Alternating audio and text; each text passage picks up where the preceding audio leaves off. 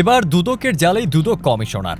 দুর্নীতির মামলার আসামিদের থেকে ঘুষ নেয়া, জালিয়াতি করে প্লট বরাদ্দ নেওয়া এবং দুটি বড় টেলিকম অপারেটর থেকে শত কোটি টাকার ঘুষ নেওয়ার অভিযোগে সাবেক কমিশনার মোহাম্মদ জহুরুল হকের বিরুদ্ধে অনুসন্ধান শুরু করেছে দুদক।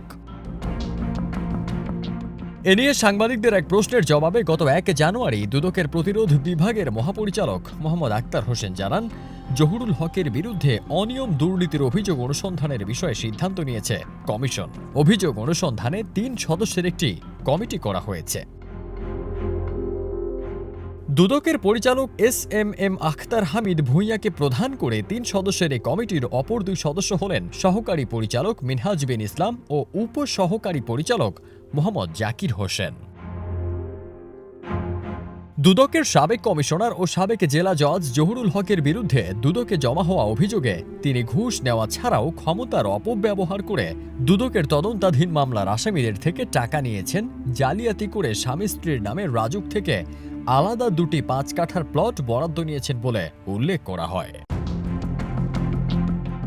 এছাড়া বিটিআরসির চেয়ারম্যান থাকাকালীন বড় দুটি টেলিকম অপারেটর থেকে শত শত কোটি টাকা ঘুষ নিয়ে বিদেশে পাচার করে বিভিন্ন দেশে একাধিক বাড়ি নির্মাণ সহ জ্ঞাত আয় বহির্ভূত সম্পদ অর্জনের অভিযোগও পেয়েছে দুদক।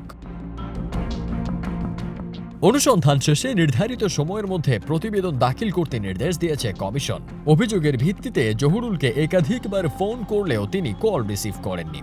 ইতোমধ্যেই জহুরুল হকের পাসপোর্ট বাতিল করে দেশ ত্যাগে নিষেধাজ্ঞা জারি করতে ইমিগ্রেশন ও পাসপোর্ট অধিদপ্তরকে চিঠি দেয় স্বরাষ্ট্র মন্ত্রণালয়। ছাত্র জনতার অভ্যুত্থানের মুখে শেখ হাসিনার পতনের পর অন্তর্বর্তী সরকার দায়িত্ব নিলে রাষ্ট্র সংস্কারের দাবি জোরালো হয়ে ওঠে।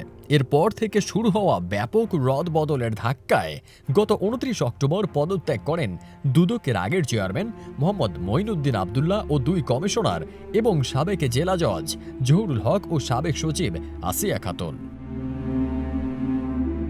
ফারদিন সানি, দেশ রূপান্তর।